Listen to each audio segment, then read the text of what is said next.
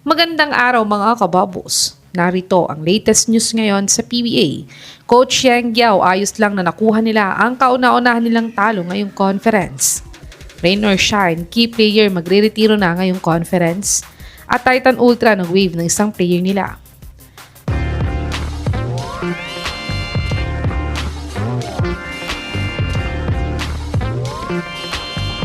Natalo nga ang Rain or Shine kontra sa Phoenix Fuel Masters sa score na 83-87.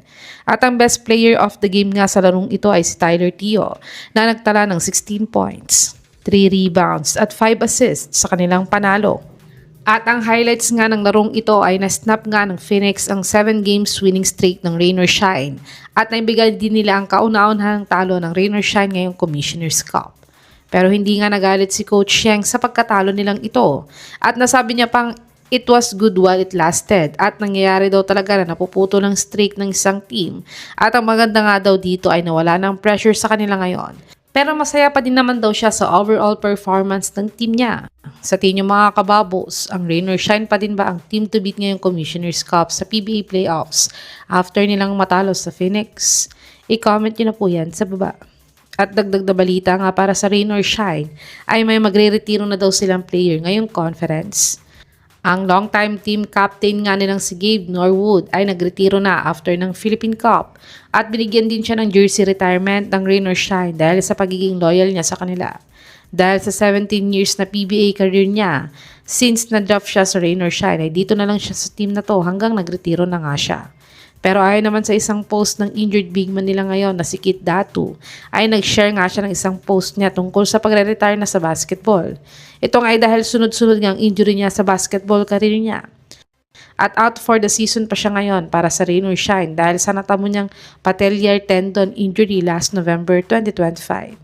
Kahit nasabi pa nga ni Coach Yang dati, nag-alay pa nga daw sila ng manok at baboy para lang daw hindi ma-injury si Kit Datu at makakapaglaro sa kanila. Sa tingin mga kababos, malaking kawalan ba sa Rain or Shine kung mawala si Kit Datu sa lineup nila dahil sa pagre-retiro niya? I-comment nyo na po yan sa baba. Tumungo naman tayo sa balitang nag-wave nga daw ng isang player ang Titan Ultra ngayon. Natalo nga ang Titan Ultra kontra sa PBA guest team na Macau Black Knights sa score na 119-107. At ang best player nga sa larong ito ay si Jenning Leung na nagtala ng 32 points, 3 rebounds at 7 out of 10 naman siya sa 3 points area sa kanilang panalo. Pero ang highlights nga ng larong ito ay nakuha na nga ng Macau ang kauna-unahan nilang panalo ngayong conference. Dahil sila nga ay may 7 games losing streak bago sila nanalo last Tuesday. Pero ayon naman sa legit source sa Spin.ph, ay kinat nga ng Titan Ultra ang rookie nilang si CJ Austria sa lineup nila. Pero pinick up naman siya agad ng Blackwater at sinign ng rookie deal.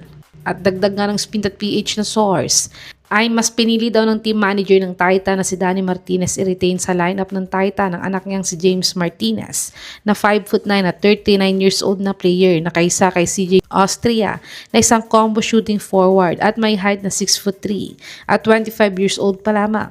Sa tingin mga kababos, sinayang ba ng Titan Ultra si CJ Austria? I-comment nyo na po yan sa baba.